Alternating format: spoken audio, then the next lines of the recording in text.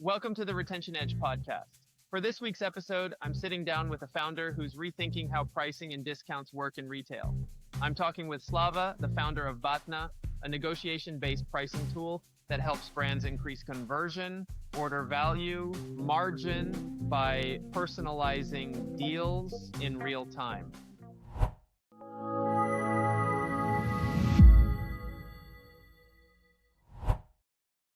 Hey, Slava, how are you doing? I'm very good, Petro. Nice to meet you. Nice to meet you. So you're the founder of BATNA. Can you tell us a bit about the company, the product? What is it about, and what is the name for? So BATNA is a tool which allows a shopper to ask for a personal deal and for a retailer to answer in a personalized way. The goal is to simultaneously increase conversion, order volume, and units per transaction. So the name stands for, it's actually an acronym from Best Alternative to Negotiated Agreement. It's a term from negotiation science. Yeah. The logic of the name is a little bit difficult to explain like in a couple of minutes, but it's kind of connected on how we internally evaluate the products.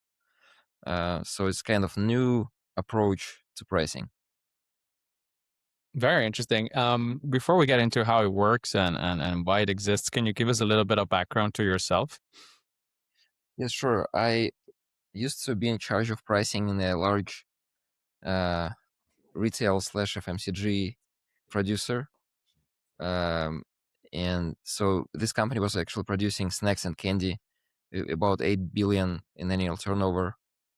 And I saw how the traditional pricing works, both B2C and B2B.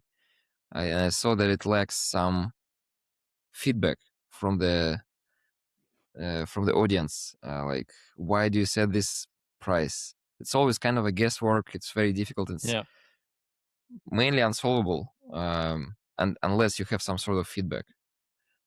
So it is not as bad in case of FMCG products because you don't change your assortment too often.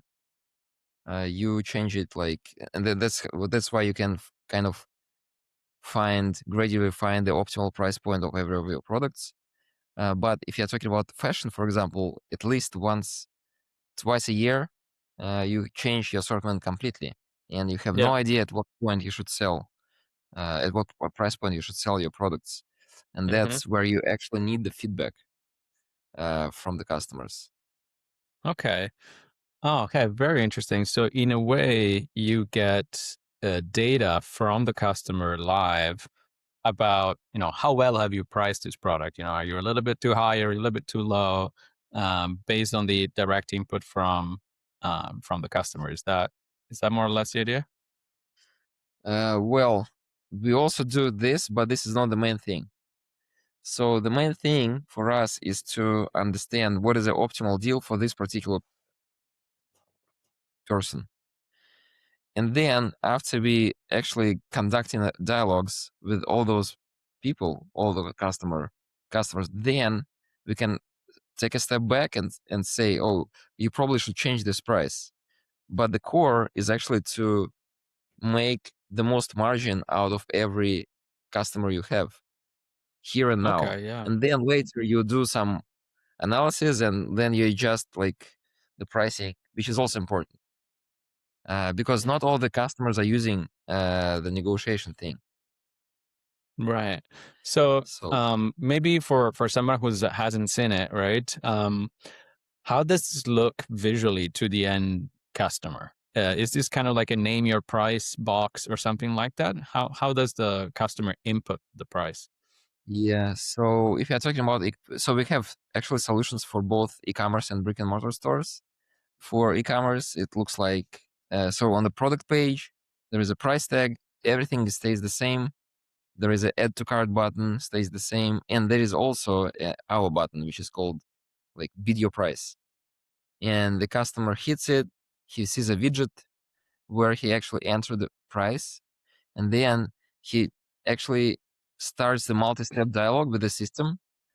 And the goal of the system is to understand what is a minimum discount it should do for this particular person to sell this particular product.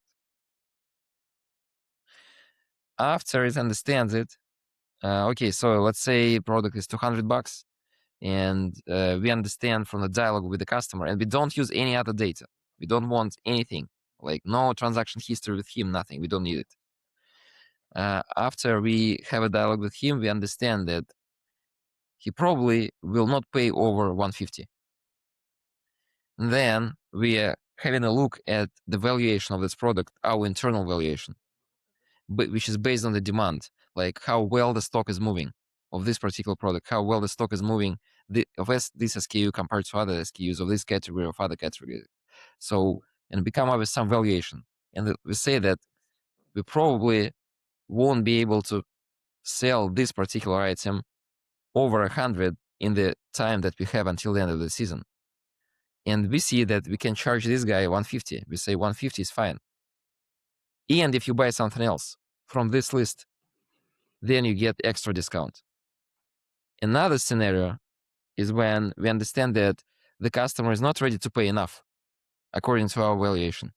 Then we say, okay, you can pay what you want, basically. We do some counter offer, and then we say, but you have to buy something else extra. If you don't buy something else extra from this list, then you don't get the discount on the first product. And that's what keeps the, it does actually a lot of things. It grows your average order volume. It also helps you to move the slow stock, because the additional items that we trying to sell extra, they're also offered based on their valuation. So every SKU in the stock is valued, and this valuation changes in real time. Somebody purchased this, somebody negotiated for this, and changing. If nothing happens, it slowly goes down, the valuation. And of course, we take into account the what discount we can do according to the retailer. So retailer sets on every product a limit, and we respect this. Yeah. Super interesting. And it seems to me very new, not an experience I've encountered personally. I'm curious, what type of companies do you see this working best with? So far, we have the best experience with fashion. We also have some limited experience with furniture, like mattresses. Okay. But fashion, for some reason, shoes is the best. Like you can expect. So if you're talking about brick and mortar stores, we can actually completely replace entire discount policy, entire loyalty system, everything with this, and in a profitable way. We cannot do this for online because we cannot make people to negotiate. We cannot explain everybody online that, hey, this thing actually is not a bad thing. You can try. You should try to use it. In offline, we basically with help of salespeople, we let the customers know that there is a thing and somebody is hesitating, but they say, oh, you should try, and everybody likes it. Like in brick and mortar, we get up to 80% of checks are coming after negotiations. In online, it depends on the average price point of the store. So if it's like cheaper products, then we have about 10% take rate. 10% orders are coming after negotiations. Is more expensive. It could be up to 50% of the orders coming after negotiations. Makes sense. In the sense, if it's a more expensive product, then people are more inclined to look for a better deal, and perhaps it's even more understandable that there could be a negotiation that could make sense, right? It's maybe the type of product that you, in a different context, you would try to negotiate in real life for. Yeah. Very, very interesting. And so we talked about essentially replacing discounts. What's bad with discounts? And where is this actually providing a better solution? The worst thing about discounts is that people wait for them. And you don't want your customers to wait for the seasonal sale. And actually discounts are, discounts is a kind of wide topic. let's talk about seasonal sales, right? Seasonal Seasonal sales, yeah. sale, is exactly the way to correct the mistakes of pricing, because you have no idea at what price point you should sell this. How about this but gray? How about this like a little bit more darker or a little lighter? The demand could be 10x different. And basically what every retailer has to do, they set high price, and then at some point some stock is moving, some stock is not moving, and they have to do minus 30. Then again, some stock starts to move, some stock doesn't move still. It means that some of the stock is not worth it for the audience. And then they have to do more discounts, and then there are a certain portion of the customers who actually wait for those discounts. Yeah. And that you don't want to do this, and also you are losing a lot of margin in this way. Right. Yeah. So your system is kind of introducing something that is much more dynamic, right? And that doesn't wait for this seasonal moment to adjust price. It kind of does it all along. Yes, and also important thing that if we are talking about fashion, especially, it is very subjective. The value of the product is very subjective. If you look at the graph of like at what price we sell a certain SKU, it will be like this. And if you try to like when you set a certain price and you don't discuss it, you cut somewhere. So you don't sell to those who were ready to pay less, and you don't get everything from those who were ready to pay more. So it is not a rare case when in the end of the season someone comes and purchases something at a full price. In our experience, although it would have been already minus 70%. Right. So this happens all time. Also, there is another important thing that if like retailer cannot change the prices daily, although it would be they would want this because they daily have like kind of new data about the demand on the product, if it sits or someone buys, so they want to move the price. But this is kind of creates some mess in the store, and customers don't want to see the prices going up and down. So what we allow to do, we just set the price and forget about this, and let BATNA to do the valuation below this price point, and it doesn't show this valuation to anybody. So it kind of does all this dirty job for the retailer. I don't know if it was not. Yeah. I get it. I'm wondering about what is the net impact on the most important metrics a retailer would typically track, right? I'm sure this will have an effect on your margin, of course, your average revenue per customer. What do you tend to see? We tend to see like our best results so far is that, we have a portion of orders which come after negotiations and the rest which come without it. So our best result so far is that the portion of orders with us is 54% larger than the other part. Typical is 30 to 40. And that's down to that kind of dynamic bundling that you create when you force buying another item to be able to negotiate the price? Yes. It is not necessary that we force a customer to purchase an extra product to get the discount. It just, the system decides on the go. If we are happy with the price that this guy wants to pay, then we say fine. And there is a positive how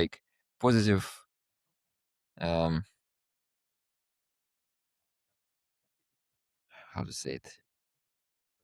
So we say, and if you buy something else, you'll get extra discount.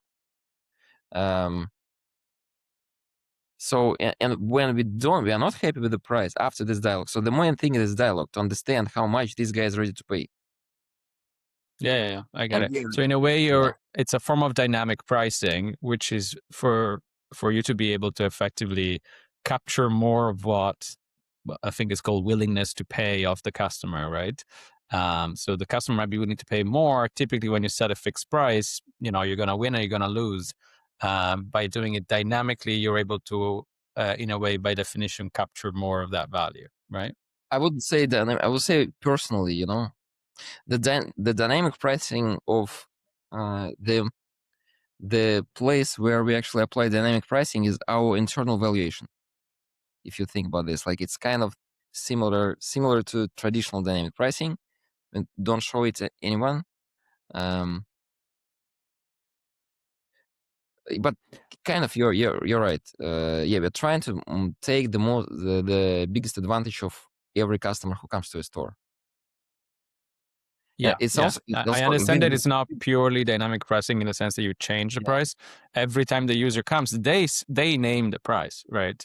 But it's vice versa. We say just don't touch the price. Keep it as it was. Don't worry about this.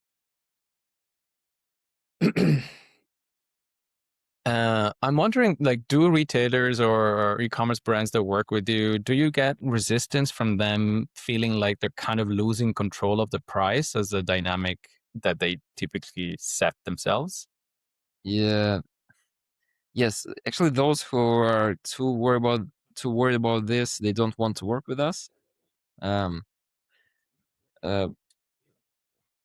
is a problem. We're still a young company. We don't actually know how to explain roll it correctly. The only thing, the only way to understand if you're comfortable or not comfortable with this is to try it. We do a lot of reports. You can see, like, you can stop at any time. So basically, if you allow us to do up to, let's say, minus 30% discount, on average, we will do minus 15 if we sell for long enough period. So you shouldn't. We are trying our best to always keep the discount as small as possible for every order. And we also give larger discount when we think it is necessary for this customer. So we are really focused on this. This is our job. We don't give away discounts. So if some of your listeners are doing the brick and mortar stores, they probably know if you give the power to salespeople to give discounts, they will always give the maximum discount. They don't care about your margin. They care about their plan, and the plan is always revenue. So that's why if they can do some discount up to like 10%, they will always do this. And I saw this. So, and in our case, we are doing our best to do the smallest. And we very often encounter situations when customers are asking for a discount for fun. And in our dialogue, we are very good at detecting those situations. And also, we know what offer should be done to those guys to take advantage even of them. So not taking advantage, like it's still a win-win situation. They wouldn't buy something they don't need. So, and they also don't need to wait for a seasonal sale. So they're always, it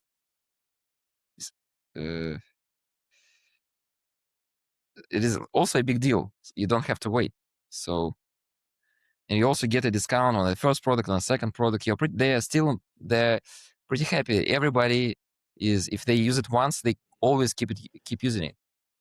Yeah. I feel like, going back to what you were saying about what's bad about discounts, right? I feel like for myself as a buyer, the fact that knowing that discounts exist, especially seasonal discounts, creates in me a certain anxiety of, am I about to buy just before a seasonal discount? And I just didn't know about it because I'm not I'm not very up to date maybe with what the brand is doing typically. And so, that's what I'm thinking about, that it might actually reassure people, right? To know that, they're getting the best opportunity there in that moment. They don't have to worry about waiting anymore. have you seen that having an impact? Does that make sense? Yeah. So what exactly the impact of the? Well, I'm just Did we? thinking about the psychology of the buyer, right? And kind of eliminating the anxiety about, the fact that they might be missing out on a future discount might actually improve conversions in the short term. Yeah, I actually see it when I started to do BATNA, I see maybe close to 6 months full time in a store, in one of our money exchange stores, and this was like I heard all those conversations, and people because this store was making seasonal sales before, and people were saying like, I'm going to wait for a discount, and then salesperson says we are not going to have any discounts anymore, and this was changing. This was a moment for them to shift their mind, and they actually do the purchase now. So I saw it a lot of like many times because there are many people who wait for discounts. Yeah. And sometimes the sales staff is also complicit in that, right? And like just, if you ask for a discount, say, you need to come back later, we have this discount coming, right? And like this kind of keeps training the customer to wait for a discount, right? Which is not what you want. Yes, exactly. It is actually interesting that I know an example of one very luxury department store, which sells like everything luxury, like Giorgio Armani and other things. And they also have an outlet store.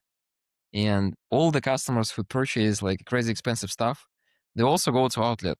And so everybody's like almost everybody cares about prices. Yeah. I often hear from the retailers, "Oh, we are fine. We have like our pricing is good." No, it's not, because it's not personal. It's just it's very difficult to make it good. What do you think? There's obviously an impact on brand and perception when you're using discounts in general, right? I'm wondering, do you have a strong pitch in a way based on that or against that, that positions you in a way where to some extent you can offer a better impact on branding and customer perception than constantly running those seasonal discounts?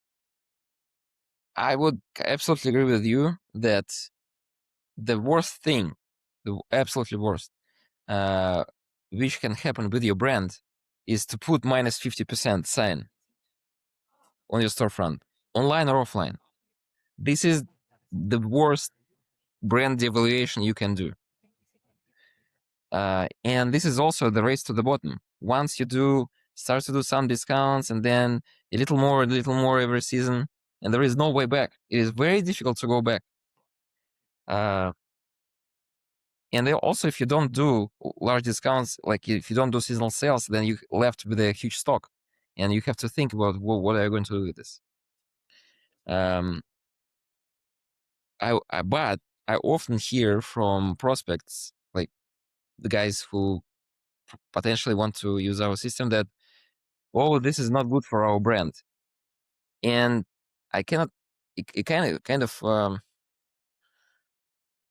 kind of cannot argue against this logically. I think it's way worse to put minus 50% sign, but just everybody kind of get used to it. I would argue, my argument would be this, that imagine a particular customer who came to a store and he says, "Oh, I'm going to buy this during the seasonal sale." And you tell to him that there is not going to be a seasonal sale, and he's more likely to buy now. Which is better? I think if you're talking about the here and now, the sale, this is always better than anything else. Yeah, I would agree with that. I'm curious, obviously our topic is retention. I wonder if you've seen an impact on customer loyalty and retention and propensity to come back, in that cohort of customers that use your system. Yeah. So as I told you that shockingly we have. I cannot actually tell you. It is a bit challenging for us to measure the retention of the retailer, especially that we don't track actually how we between the negotiations. We don't know that we already talked with this guy, but okay. we can. Yeah, we can, and we don't need this. This is the main thing. We don't need all those data, fancy, CRM data. The impact I'm on the surprised precision. though. Like, wouldn't it be useful to know the customer history and purchase history in particular? Probably, but I would argue that the impact of this data would be less than 20%. The impact of precision of the deal that we generate, the dialogue that we conduct with the customer is so powerful that everything else which everybody is used to think of like a factor of deal generation is so imprecise. And I also saw all of this data. And it is very difficult to understand at what price you shall sell this particular thing to a guy who previously bought from you a couple of jeans. Something else. Yeah. Yeah. You have no idea. It's very subjective. The valuation is very subjective. In fashion, at least in fashion. So I wonder though about data about previous interactions with your own solution. Those could be interesting, right? You could kind of build a bit of a profile of what kind of negotiator he is. yeah, it is a difficult topic. Yeah. So far, all our results or all our cool results are done without this. So we have a very large room for improvement, and this is probably one of the best, one of the highest potential thing we can think of. We just don't have enough people, to this is going to be a tough analytics, and like, and the result is already much better than seasonal sales. So we will do this, not yet. But your question was about, I forgot. I was answering like that we don't need the data from the CRMs, but it was like an answer, beginning of the answer on your question. Do you I was remember asking it? about the impact on repeat purchases, loyalty, and retention. Yeah. So okay, if we, so to the best of our knowledge, if a customer once used the system, every time he comes back, he's using the system, and the average order volume of the orders that we have versus that we don't have always goes up. So unfortunately, I don't have like numbers to share on this topic. I get honestly it. don't It know. sounds like you just don't have the data yet to have any to be able to answer that question. Once we start to track who we already negotiated with, and we're asked on one of the Shopify Plus, we're going to launch soon with one of the Shopify Plus stores. They actually asked us to collect emails of the guys. So we are about to start to track it. That makes sense, right? Because you do it with a completely logged out user at the moment, right? You don't use the user history, you're saying, right? So I get it. You can also think that they will attempt to fraud, like they will do multiple negotiations and then pick the best result. We thought about this, works very good, that you won't be able to take advantage of this. Okay, so you have some mechanism, you track their IP address and devices and whatnot. We do a lot of fraud protection against ourselves. Okay, that's very interesting. Can you give us an idea of how far have you gone in launching this? I understand it's early days, but how many stores are using this? We don't have many customers. We only have as you can probably see in the Shopify, only 6 reviews. But We actually started with brick and mortar retail, and we started in 2021. So the engine, the negotiating engine, was built there. It was built offline. I'm absolutely sure it is impossible to make a good negotiating engine without sitting in store, because the insights that I saw there, I have no idea how you can do it. Like if you're only working with online stores. So that's why we are making extra margin. And I think that if you don't do this, if you are completely just launching for e-commerce, I think you will burn margin. I could be wrong, but this is my take, like subjective. Okay. You mean if So yeah, somebody was to try and replicate this by themselves? Is that what you're saying? we have like there are a few other negotiating solutions on Shopify. Okay. I don't think that any of them ever launched in offline because it's insanely difficult. It's like completely different level of how you. Our toughest launch was with Ascona. It's actually they have about $1 billion in turnover. They be launched in 3 stores. Each store has 10 staff. And you have to explain everybody that this thing is not going to take your job. This was a little bit tough. Yeah, we worked with large retailers, let's say. Yeah. $1 billion plus turnover. Yeah. I imagine the challenges there, right? So physically, what happens? Is there the customer is handed an iPad or something like that? No. He's using his own device. So there is a QR code on the price tag. So they grab the phone, they scan the QR code.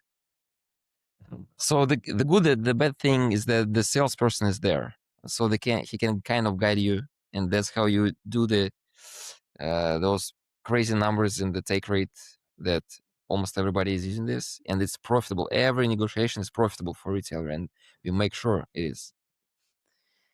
So okay, and so then they get given a final price, and then they go and they check out at the till as usual. They also in the web, so we don't require to download anything. They will have their own personal QR code on the screen, so it happens in the browser.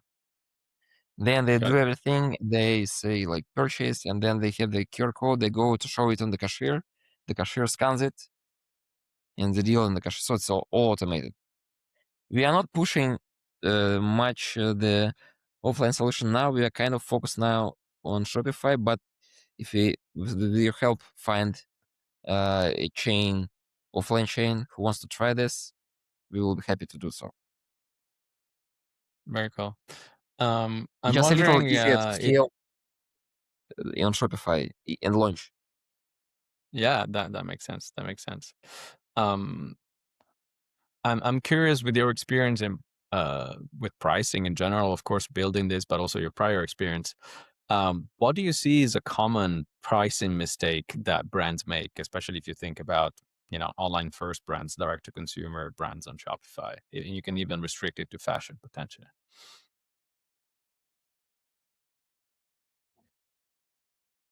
The common mistake is that this mistake that you cannot avoid. You don't know how your customers are going to value a certain thing before you start to sell.